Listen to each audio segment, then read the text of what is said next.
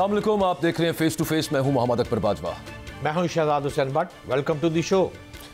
हर एक की नज़रें आजकल मुज़ाकरात की तरफ हैं कि हुकूमत और अपोजिशन के दरमियान जो मुज़ाकरात शुरू हुए हैं ये कितने नतीजा खेज साबित होंगे, इनसे कुछ निकलेगा, क्या मुल्क आगे बढ़ेगा, हुकूमत कितनी संजीदा है उन मुतालबात को लेकर जो पाकिस्तान तहरीक इंसाफ सामने रख रही है। इस पर तफसीली बात करेंगे और इसके इस तनाजुर को भी देखना ज़रूरी है कि DGISPR ने जो प्रेस कॉन्फ्रेंस की उसके बाद हुकूमत आगे क्या रद्द-ए-अमल अपनाएगी। उसके अलावा अगर हम बात करें तो 2-3 रोज़ से हम देख रहे हैं कि बिलावल भुट्टो जरदारी साहब तनकीद कर रहे हैं हुकूमत पर और गिले शिकवे कर रहे हैं हुकूमत से। क्या हुकूमत कर रहे हैं, लेकिन कुछ ऐसे मामलात जिनका वो जिक्र कर रहे हैं वो हुकूमत नहीं एक्चुअली कर रही, गालिबन कहना किसी और को चाहते हैं लेकिन वो नाम यहाँ पे हुकूमत का लेते हैं। तो क्या हुकूमत पीपल्स पार्टी के, चले हुकूमत ही कह लेते हैं, वो पीपल्स पार्टी के तहफ़्फ़ुज़ात जो हैं वो दूर कर पाएगी या नहीं कर पाएगी, और आगे क्या सिचुएशन बन सकती है, किसी और तरह का नया इत्तेहाद बन सकता है क्या। तो गुफ्तगू का आगाज़ करते हैं। शौकत ज़ई साहब हमारे साथ मौजूद हैं और कादिर मंदुखेल साहब हमारे साथ मौजूद हैं, तहरीक इंसाफ और पीपल्स पार्टी के दोनों सीनियर रहनुमा हैं। थैंक यू वेरी मच, आप दोनों ने कीमती वक्त दिया। शौकत यूसुफ ज़ई साहब, जो इस वक्त मुज़ाकरात अब खुदा करके शुरू हुए हैं उस पर ख्वाजा आसिफ साहब ने ये फरमाया कि ये इतने साल तो आपने किए नहीं, ये अचानक 15 दिन में आपको याद कैसे आ गया। तो वो इशारा मेरा ख्याल है वो ये कर रहे हैं कि शायद आपको कोई कहीं से कहा गया है, कोई यकीन दहानी कराई गई है या हुकूमत को किसी ने बिठाया है दोनों को, तो इस वजह से ये मामला आगे चला है। ये आपको इस बयान में से क्या समझ आती है जब वो आपसे सवाल पूछते हैं कि ये अचानक आपको कैसे याद आ गया, पहले तो आप हमसे मुज़ाकरात नहीं थे करना चाहते। बिस्मिल्लाहिर्रहमानिर्रहीम, बहुत शुक्रिया। देखिए, ख्वाजा आसिफ के इस बयान के बाद तो मैं नहीं समझता कि हुकूमत संजीदा है, क्योंकि ख्वाजा आसिफ अगर अपनी तरफ से बात कर रहा है तो फिर तो गवर्नमेंट को उस पर नोटिस लेना चाहिए उसके, और अगर ये हुकूमत की ईमा के ऊपर है तो फिर आपको खुद अंदाज़ा हो जाना चाहिए कि हुकूमत कितनी मुखलिस है। तो मेरे ख्याल से देखिए, मुज़ाकरात में हम जब बात करते हैं कि जी ह्यूमन राइट्स की बात करते हैं या रूल ऑफ लॉ की बात करते हैं, या हम कहते हैं कि जी बेगुनाह सियासी वर्करों को रिहा किया जाए, तो आगे से कहते हैं जी कोई शर्त नहीं रखी जाएगी। लेकिन साथ साथ जो है ना, पहली शर्त ये उधर से लगा दे कि 9 मई पे भी कोई कंप्रोमाइज नहीं होगा। तो भाई आप मुज़ाकरात हमारे साथ किस बात पे कर रहे हैं? तो ये शायद 2 किस्म के खौफ मुझे इनके नजर आ रहे हैं। या तो ये इस बात पे खौफजदा है कि एस्टेब्लिशमेंट इनसे नाराज हो जाएगी, और ख्वाजा आसिफ को ये डर है कि कहीं ऐसा ना हो कि मुज़ाकरात कामयाब हो जाए और रेहाना डार को असेंबली में आना पड़े। तो अगर वो असेंबली में बैठी रही तो फिर ख्वाजा आसिफ की जगह नहीं रहेगी। वैसे एस्टेब्लिशमेंट कैसे नाराज हो जाएगी? ये जरा समझाएं। नहीं, मैं ये कह रहा हूँ ना कि या तो देखे ना, बगैर इजाजत के तो ये मुज़ाकरात नहीं कर सकते है ना। सही, इजाजत लेके जो 2-3 हफ्ते इन्होंने लगना है, तो शायद इनको इजाजत मिली है ना। और ISPR की तरफ से भी बात आई है कि जी अगर मुज़ाकरात होते हैं तो अच्छी बात है, खुशाइन करार दिया गया है, ठीक है। तो लेकिन जो वज़रा की तरफ से बयानात आ रहे हैं ना, मुसलसल तनकीद हो रही है, पहले मुज़ाकरात नहीं करते, अब क्यों कर रहे हैं? भाई अब इसलिए कर रहे हैं कि मुल्क तो तबाही की तरफ जा रहा है। आप कहते हैं मईशत उठ रही है, मईशत तो तबाह हो रही है, लोग तो पक्का पैसे निकाल के बाहर चले गए हैं सारे, आपकी सरमायाकारी रुक गई है, और महंगाई इतनी हाई लेवल के ऊपर है कि आप 1 रुपए का रिलीफ तो दे नहीं सकते। दहशत गर्दी भी में भी इजाफा हो रहा है बलूचिस्तान के अंदर, खैबर पख्तूनख्वा के अंदर। तो ये सारे वो इश्यूज हैं जो इस हुकूमत के गले पड़ रहे हैं और इसको हल करने की जरूरत है, लेकिन इनमें सलाहियत नहीं है।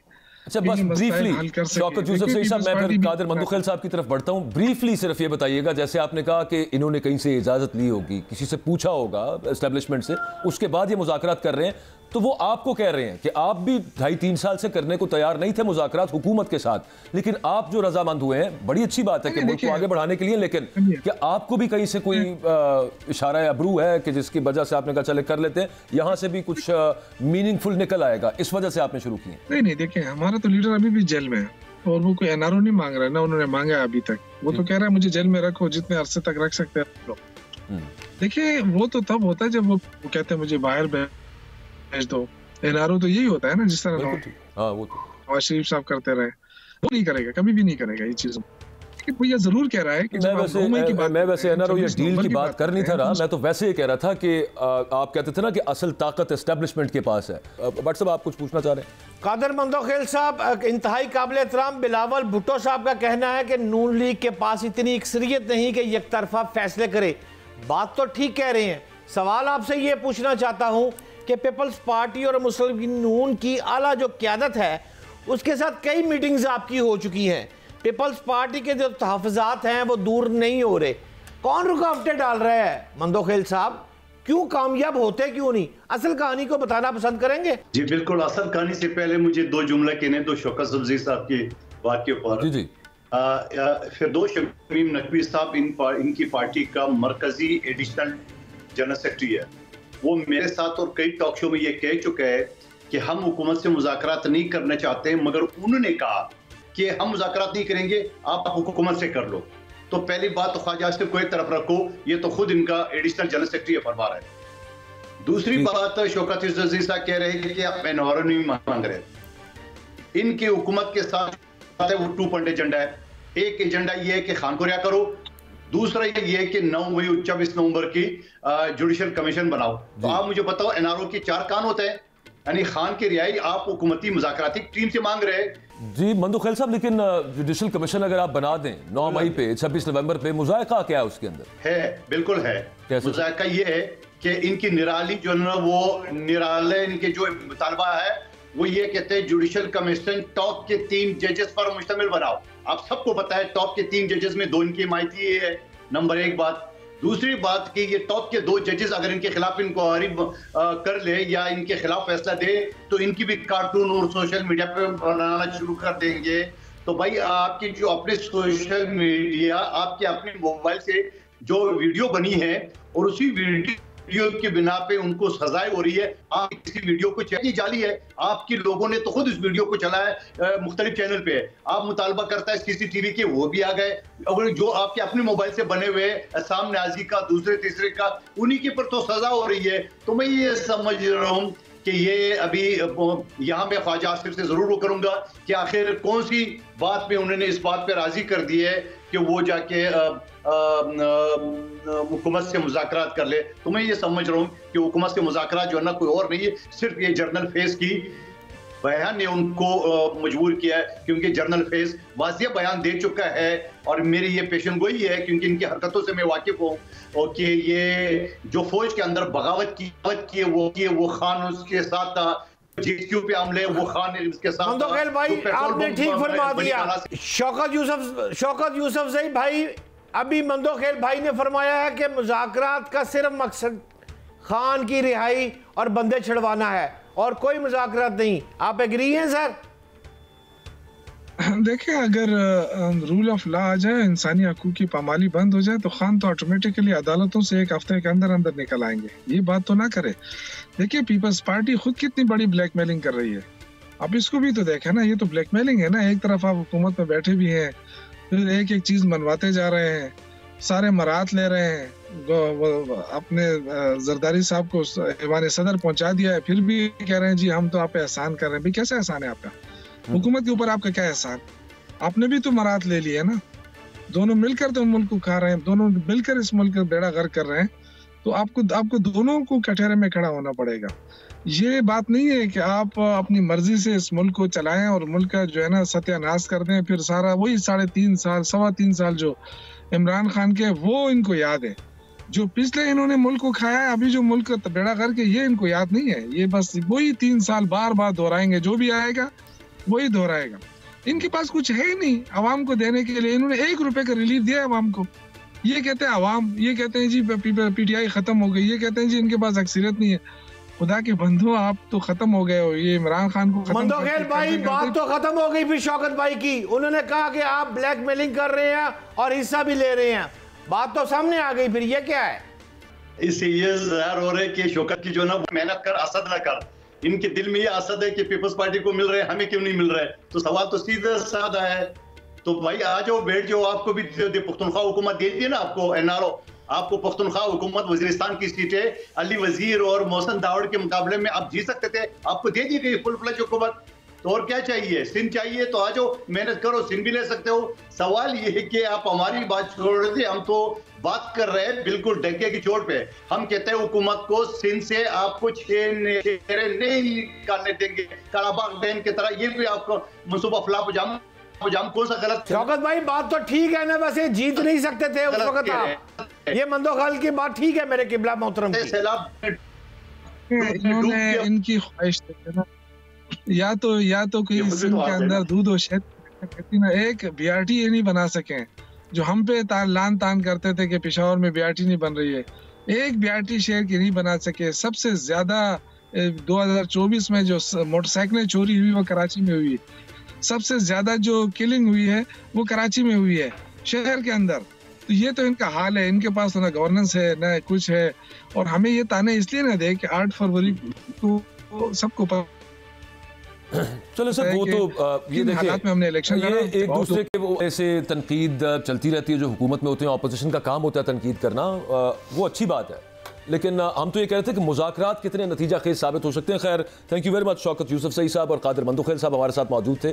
बट साहब, अगर किसी ने बिठाया भी है ना, अगर हुकूमत को किसी ने कहा है कि भाई आप जाएं जाके बात करें, या फिर जैसे मंदुखेल साहब कह रहे थे कि उनको फिरदौस समीम नकवी साहब 2-3 प्रोग्राम्स में कह चुके हैं, जैसे कि हम डायरेक्टली बात नहीं करेंगे, आपने बात करनी है तो आप जाके हुकूमत से बात करें, जो ये बात कमिट करेंगे हम भी उसके साथ खड़े होंगे।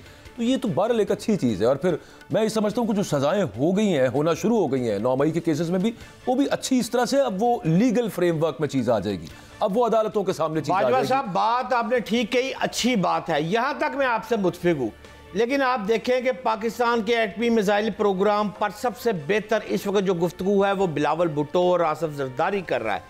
सवाल यहाँ पर यह है कि अमरीकी हथकंडों का मुकाबला करना है, मुल्क इस वक्त किस तरफ जा रहा है, आपको ये देखना है।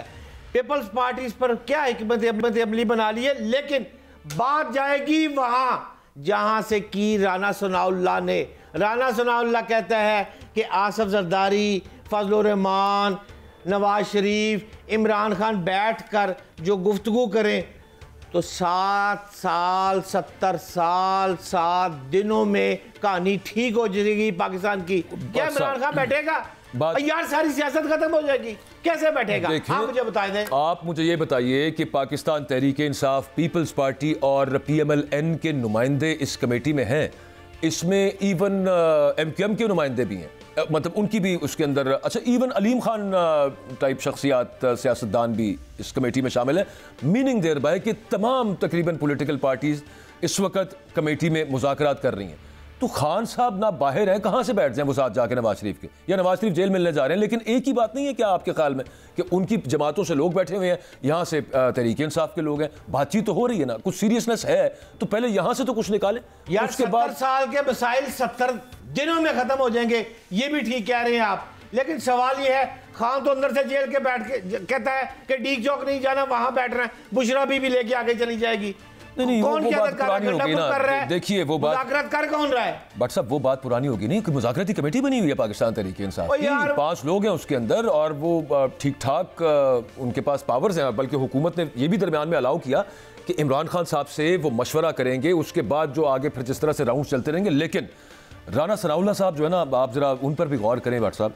वो ये है कि ख्वाजा साद रफीक साहब के वालिद की बरसी थी, तो वहाँ पर वो ख्वाजा साद रफीक साहब चूँकि बड़े एक उसूली आदमी है, तो उधर जितनी भी तकरीरें हुई दीगर रहनुमाओं ने जिंदगी दे उसमें बड़ी उसूली बातें हुई। हुसैन साहब को कहते हैं कमेटी पाओ, वो कहते हैं इट इज, वो डेफिनेशन जो देते हैं कमेटी की, जो शुजात साहब ये है, तुसी कमेटी बनाओ, तुसी मुज़ाकरात करो, जो मर्जी कर लो।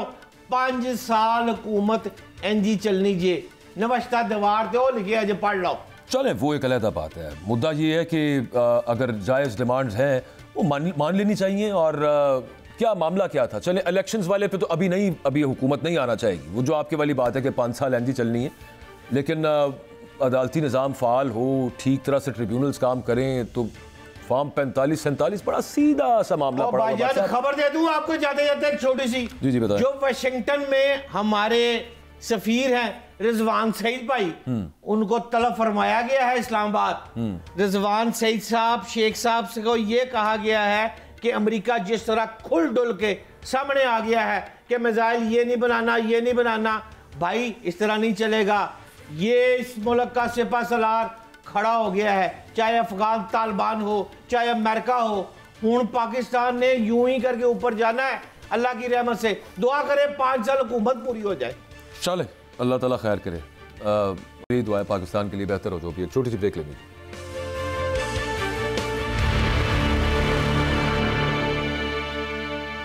वेलकम बैक जी। कुछ गज़ा की सूरत हाल की बात करेंगे कि वहाँ पर इस वक्त जो इजराइल ने नस्ल कुशी बाकायदा, जिसको ह्यूमन राइट्स वॉच ने भी, यूनाइटेड नेशंस ने भी और दीगर आलमी इदारों ने कहा कि ये बाकायदा ये जंग नहीं है, ये नस्ल कुशी बाकायदा की जा रही है, लोगों को उस उधर से नस्ल ख़त्म की जा रही है फ़लस्तीनियों की। और फिर दूसरी तरफ इतना प्रेशर आया, हर एक ने कहा कि दिस इज़ अ जेनोसाइड, वो चाहे ह्यूमन राइट्स वॉच हो, चाहे वो यूनाइटेड नेशंस हो, इवन अमेरिका के अंदर जितना इस पर फ्लैक आया, अमरीकी हुकूमत को भी, बाइडन इंतज़ामिया को भी, और लेकिन उसके बावजूद इजराइल है कि वो रुकने का नाम नहीं ले रहा। और आखिरी जो फंक्शनल हॉस्पिटल था गजा में वो भी तबाह कर दिया इजराइल ने। ये सूरत हाल अब आगे। और फिर दूसरी तरफ जो एक्सपेंशनिस्ट डिज़ाइन है इजराइल का खित्ते के अंदर, वो जो ग्रेटर इजराइल का मामला चल रहा है, उससे तो ये लग रहा है कि ये थमने की बजाय ये आगे और मजीद होगा की सूरत हाल। अब डोनाल्ड ट्रंप प्रेसिडेंट इलेक्ट हैं, चार्ज वो लेंगे 20 जनवरी को। उसके बाद क्या सूरत हाल तब्दील होगी, कुछ बदलेगा उसमें? क्योंकि अरब अमेरिकन ने वोट किया डोनाल्ड ट्रंप को और उन्होंने उनका शुक्रिया भी अदा किया था। खैर एनीवेज, हम इस पर गुफ्तगू करते हैं। मेजर जनरल ज़ाबूद साहब हमारे साथ मौजूद है। Thank you very much sir, आपने अपना कीमती वक्त दिया है। अभी तक जो डिज़ाइंस, जो नेफेरियस डिज़ाइंस और जो तरीक़ाकार इजराइल का नज़र आ रहा है, उससे तो यही दिखता है कि ये रुकने वाला नहीं है मामला। ये अपने जो अज़ाइम है उनको, उनकी तकमील तक ये जुल्म बर्बरियत इजराइल जारी रखेगा। लेकिन अहम क्वेश्चन ये अकेला इजराइल नहीं कर सकता जब तक पॉलिटिकल, मिलिटरीली और financial support United States of America की ना हो। तो डोनाल्ड ट्रंप साहब के आने के बाद, जिन्होंने अनलाइक बाइडन एडमिनिस्ट्रेशन ये कुछ वादे वही तो नहीं मैं कहूँगा, कुछ तसल्ली दिलासे दिए कि मैं ये बंद करवाऊंगा मामला, तो आपको नज़र आ रहा है दो चीज़ें हैं। एक तरफ इजराइल का माइंड बड़ा क्लियर है, दूसरी तरफ डोनाल्ड ट्रंप साहब चार्ज लेते हैं, तो उसके बाद क्या वो इजराइल का जो माइंड क्लियर है उसको रोक पाएंगे कि यार बस बहुत हो गया ये? बिस्मिल्लाहिर्रहमानिर्रहीम। First of all thank you very much once again for the invite. देखिए, मैं समझता हूँ कि जो जेनोसाइडल वॉर हो रहा है पैलेस्टाइन में, it is a total implementation of the greater Israel policy जो उनकी है। उन्होंने देखे इसको वन बाय वन, उन्होंने अपने जो उनके बकौल जो उनके एनिमीज हैं उनको उन्होंने टेक ऑन किया है जी। सबसे पहले हम देखते हैं कि हमास को उन्होंने गाजा में रिड्यूस किया, उसके बाद उन्होंने हिजबुल्लाह को आपने देखा होगा कि लेबनान में लिया, उसके बाद जो मिलिट्री टारगेट्स थे सीरिया, और अब लेटेस्ट जो इस वक्त चल रहा है, ये सब के साथ साथ चलता रहेगा, बट लेटेस्ट अभी उन्होंने हूथीज को यमन के बीच में टारगेट किया है जी। फिर उसके साथ कॉमन आप देख रहे हैं कि ईरान के ऊपर उनके जो चीज़ें हैं वो भी चल रही हैं, और सिर्फ उन्हीं मुल्कों को उन्होंने टच नहीं किया जो थोड़ा सा इस चीज़ के पे बातचीत कर रहे हैं, नेगोशिएशंस कर रहे हैं, या जो नेबरहुड है। बट मेजर ये 4 से 5 कंट्रीज जो हैं, जो लोकेशंस हैं, डिफरेंट एंटिटीज हैं, उनको उन्होंने टारगेट किया। तो this war is of the proxies war. But Israel जो है, उनके अभी जो लेटेस्ट नेतन्याहू को अगर आपने सुना होगा तो उन्होंने कहा कि जी we will persist till the job is done. Job is done का मतलब मेरी नजर में ग्रेटर इजराइल की कंप्लीशन ही है कि जेनोसाइडल वॉर है। देखिए 45,000 से 46,000 शहादतें हो चुकी हैं सिर्फ गाजा के बीच में। 1,06,000 के करीब लोग जो हैं वो इंजर्ड हैं। गाजा इज लाइक रेबल, अभी तो उसकी रेबल बन गया है वो, और it will take 40-50 years minimum to rebuild that city. तो ये सिंबॉलिक है, गाजा जो है ये सिंबॉलिक है, इस वॉर को डिफाइन कर रहा है। आपने अमेरिका की बात की, आप लोग, पूरी दुनिया इस वक्त जो है वो ट्रंप के लिए क्रॉस फिंगर बैठी हुई है कि आके वो क्या करते हैं। उम्मीद लगा ट्रंप ने एंटी वॉर पॉलिसी तो अनाउंस कर ली है, बट मैं पर्सनली कहूंगा कि ट्रंप जब तक टोटल पीस पॉलिसी नहीं अपनाएंगे, या टोटल पीस पॉलिसी को जब तक डिफाइन नहीं करेंगे और अनाउंस नहीं करेंगे, एंटी वॉर पॉलिसी कोई इफेक्ट नहीं डालने वाली। उसकी वजह ये है कि हमें समझने की जरूरत है कि अब ये कन्वेंशनल वॉर तो हो नहीं रही कि दो मुल्कों की फौजें लड़ रही हैं। दोनों तरफ से सही गलत की डिबेट में जाए बगैर मैं ये कहूंगा कि प्रॉक्सीज की वॉर हो रही है।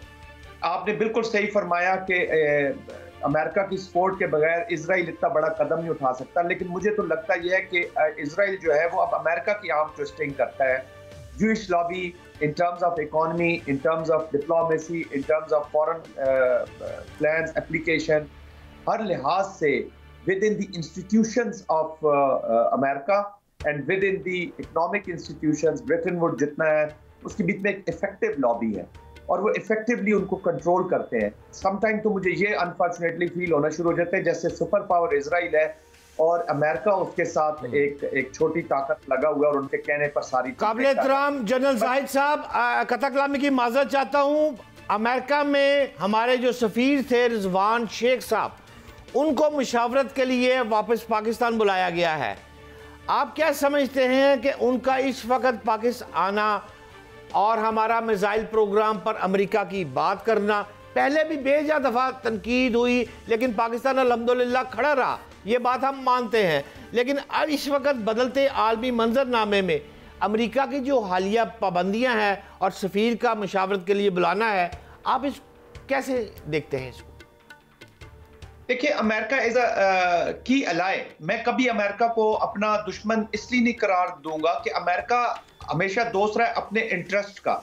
अब उसने जब पाकिस्तान के साथ उसका इंटरेस्ट रहा है तो हमारा दोस्त बन के रहा है, हमें उसने सपोर्ट भी किया है, हमें बहुत। मैं सिर्फ इस वजह से ये चीजें कह रहा हूँ कि उसकी नीयत जैसी भी हो, आई कैन अंडरस्टैंड। हमें सबको पता है कि अमेरिका को इस वक्त इंडिया की सख्त जरूरत है और उनकी वजह से कुछ डोमेस्टिक पॉलिटिक्स की वजह से वो हमारे ऊपर प्रेशर डालता रहता है, लेकिन हमें उसको एकदम डिक्लेयर कर देना, अपना एनिमी डिक्लेयर कर देना। अमेरिका में हमने जो पास्ट में देखा है और मेरा पर्सनली एक्सपीरियंस भी कुछ इसी तरह का है, अमेरिकन को आपने ये बताना है कि एक स्ट्रॉन्ग और इफेक्टिव पाकिस्तान अमेरिका के लिए कितना सूदबंद है। मैं ये नहीं कहता कि हम चाइना के खिलाफ हो जाएंगे। We have to look all around. China हमारा टाइम वही एग्जैक्टली आपके वाला point, sorry to interrupt you here, लेकिन कर्टेल चाइना पॉलिसी बड़ी वाज़ेह है अमेरिका की, और फिर वो वन बेल्ट वन रोड और फिर सी पैक वो उसी का एक पार्ट है। दे डोंट वांट कि ये चाइना के साथ वो सब मामला पूरे और चाइना को धकेल के रखा जाए, दीवार के साथ लगा के रखा जाए। पाकिस्तान अगर चाइना का किया लाया तो फिर जाहिर है कि कुछ ना कुछ फ्लैग तो हमें भी फेस करना पड़ेगा या टफ डिसीजंस लेने पड़ेंगे, यूं कह लें। देखिए, कन्वर्जन ऑफ इंटरेस्ट पे फॉरेन डिप्लोमेसी चलती है।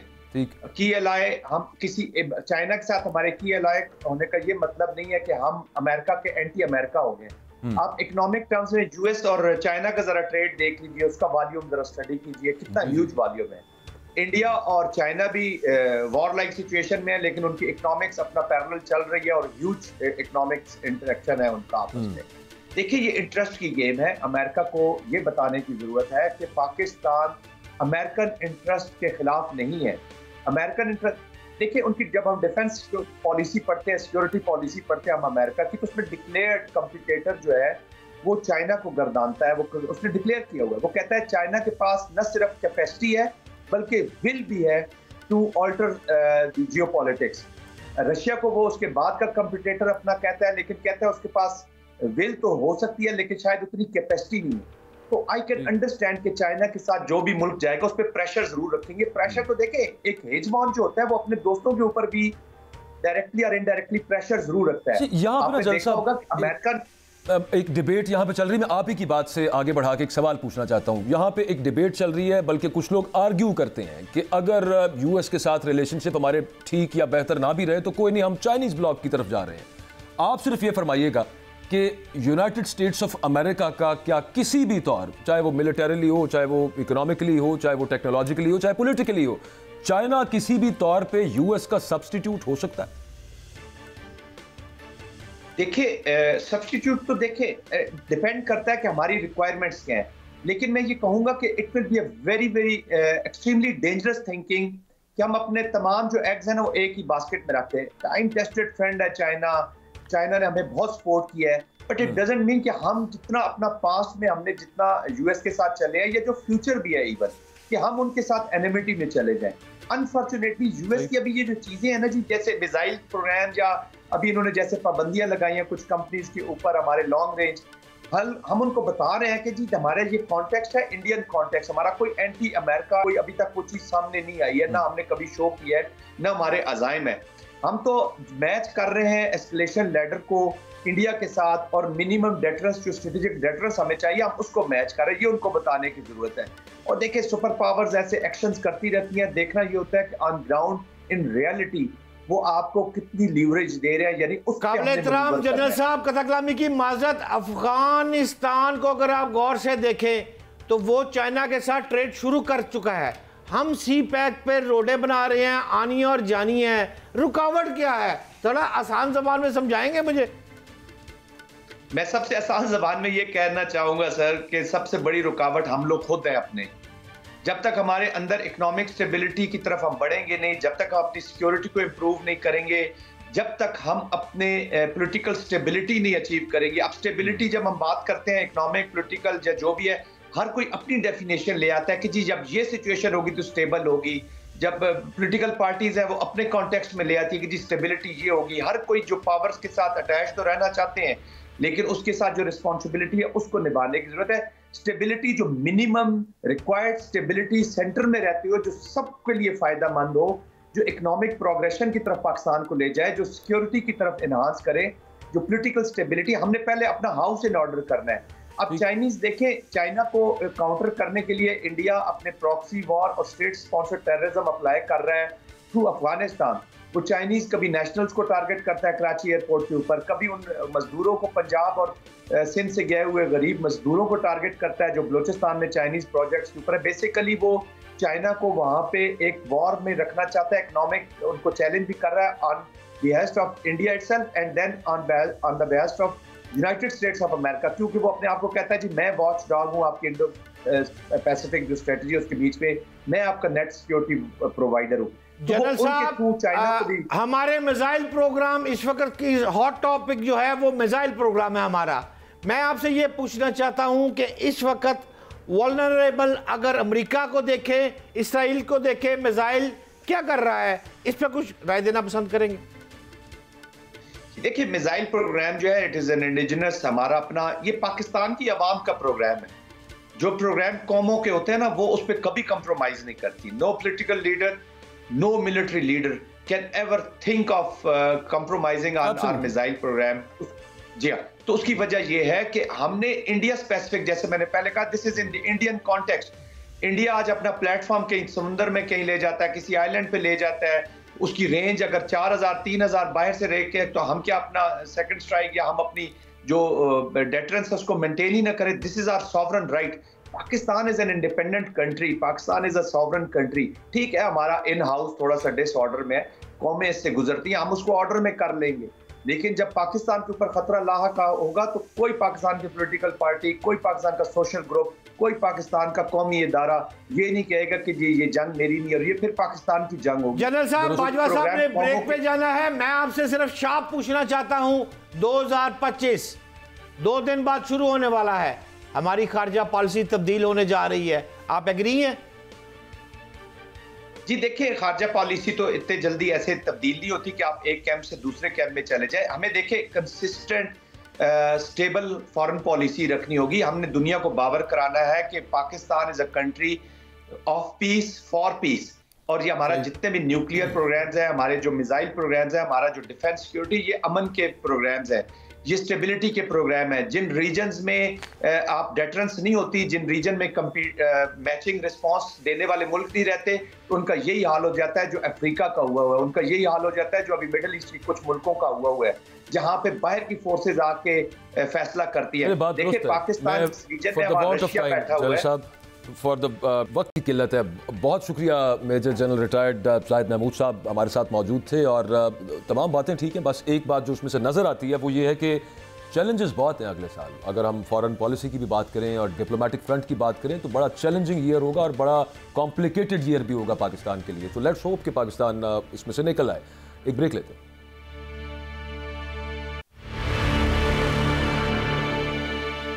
वेलकम बैक जी। हमारा जो फेस टू फेस प्रोग्राम है वो इस साल 2024 का आखिरी प्रोग्राम है। आपसे जब अगली दफ़ा मिलेंगे तो वो अगला साल होगा, 2025 होगा। तो हमने ये सोचा कि एक रीकैप किया जाए और फिर आने वाला जो साल है 2025 उसके बारे में कुछ बात की जाए। ये कोई इतना हौसला अफजा साल नहीं था किसी भी एतबार से, राय किसी की मुख्तलिफ हो सकती है, मेरी ज़ाती राय है। 2025 क्या बेहतरी लेके आएगा पाकिस्तान के लिए? मामलात बेहतर होंगे?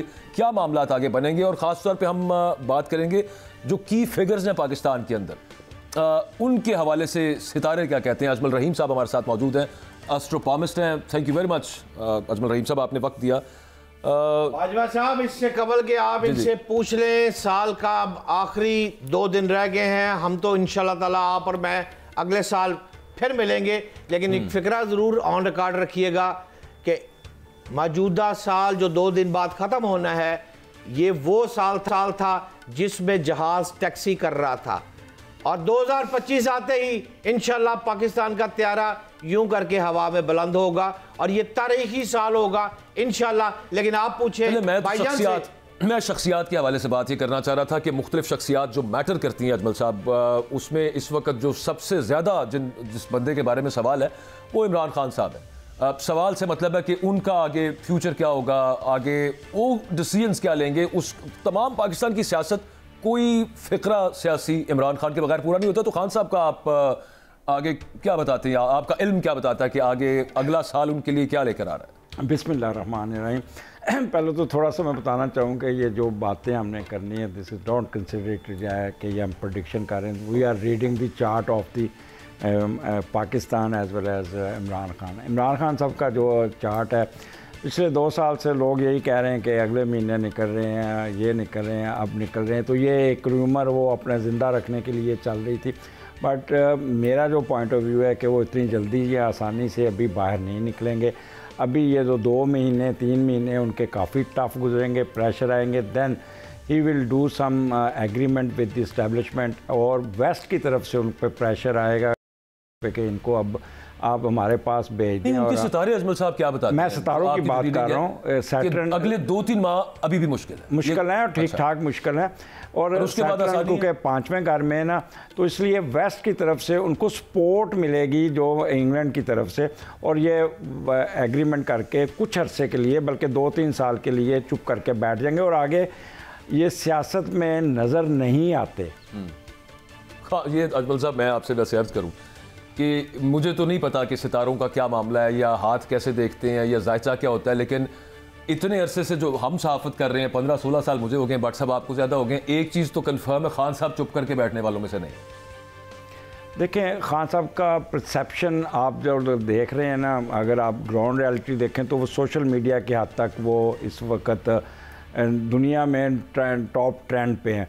बट जो ग्राउंड रियलिटी है ना, हम उसको अब क्योंकि सोशल मीडिया ही सब कुछ है, बट ग्राउंड रियलिटी अदरवाइज़ है। अब उनकी जो जितना उनका जो शार्ट पीरियड था वो 4 साल का, 2.25 साल का, उसके बाद अब उनके पास अरूज नहीं है। मैं आपको पहले बता दूं, पावर नहीं है।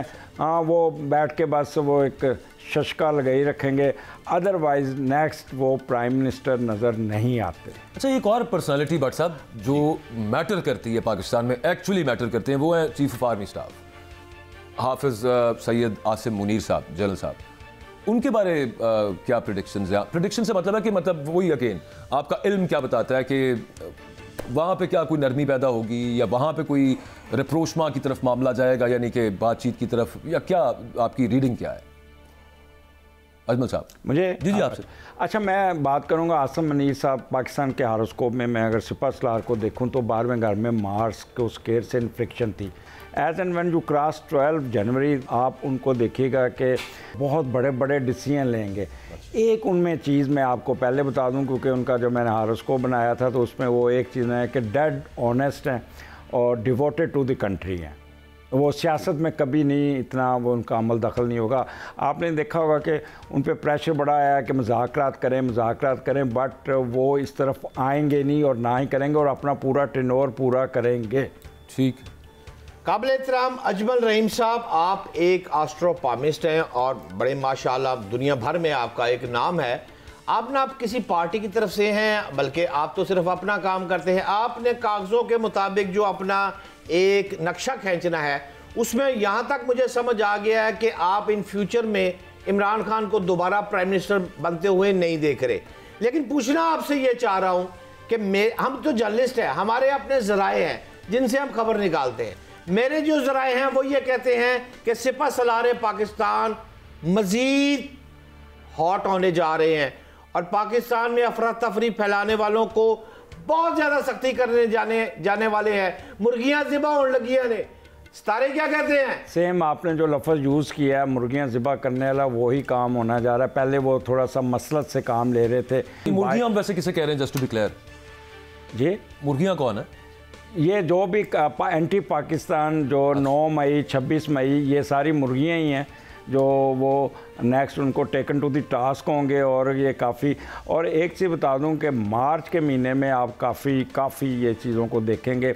और जैसे ही मार्च क्रॉस होगा, ये मुर्गियाँ शुर्गियाँ सब डरबा शरबा साफ़ होके, देन यू विल सी कि प्रॉस्पेरिटी शुरू हो जाएगी। और फरवरी के महीने में एक चीज़ मैं आपको बता दूं कि हमारा ये बाहर से बहुत ठीक ठाक बिज़नेस आएगा, शेयर्ड बिज़नेस होगा और कोई एड वगैरह नहीं आएगी। ये एक कह लें कि पैसे आएंगे काम के, आप ये कह रहे हैं, और काफ़ी ठीक ठाक।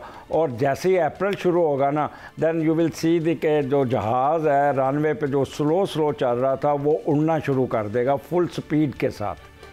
ठीक है अजमल साहब, आपको ये 5 साल हुकूमत चलती नजर आ रही है? बिलावल साहब के तो बयानात जो है वो तो बहुत सख्त हैं, मुझे नहीं लग रही कि 5 साल चलेगी। आपकी क्या प्रेडिक्शन है? मुझे बिलावल साहब की समझ नहीं आ रही, क्योंकि इस वक्त उनका सन इन्फेक्टेड है, इसलिए वो जो भी बातें कर रहे हैं वो अनसर्टेनिटी में कर रहे हैं। हालांकि पीडीएम की हुकूमत में जितना उनको मैच्योर किया गया, दुनिया का कोई मुल्क नहीं छोड़ा उन्होंने जहाँ पे उन्होंने विजिट किया, अपना नाम बनाया, और ये इस तरह करके अपना ही कद काट कम कर रहे हैं। इनको अच्छा, आगे इनका कद काट कम हो गया, शादी हो रही है कि नहीं? शादी उनकी इस साल हो जाएगी, उनको शादी की इस वक्त अच्छा ज़रूरत है। अच्छा, ये ताकि वो थोड़ा सा नॉर्मलाइजेशन में जाए, और ये नेक्स्ट टेन्योर में इनका कुछ ना कुछ हिस्सा मिलेगा। फ़िलहाल अभी वो इसी तरह ही चलेंगे। अच्छा, मरियम नवाज साहिबा, उनका पॉलिटिकल आगे आपको फ्यूचर क्या नजर? मरियम नवाज स्कॉर्पियन है, और मरियम नवाज को आगे जून में ट्राइन भी आ जाएगी। मरियम नवाज का जो मुकाबला है वो शहबाज शरीफ के साथ है। अच्छा, वो शहबाज शरीफ का रिकॉर्ड तोड़ना चाहती हैं, इसलिए वो हर काम में वो वही स्पीड जो शहबाज स्पीड है ना, उसको ज़रा डबल करके मरियम स्पीड बनाना चाह रही हैं। और आप अगले 4-5 साल में पंजाब को एज़ कम्पेयर टू अदर जो सूबे होंगे, you will see the prosperity, वो बहुत ज़्यादा हाई लेवल की प्रॉस्पेरिटी होगी। अभी चीन से जो एग्रीमेंट करके आए हैं, इसके रिज़ल्ट आप फरवरी में देख लीजिएगा। अभी उन्होंने कैंसर हॉस्पिटल का नाम लिया था जब चार्ज लिया, जब से आपके अब जाके आप देख लें कैंसर हॉस्पिटल की बुनियादें भी खड़ी हो गई हैं और काम भी शुरू हो रहा है।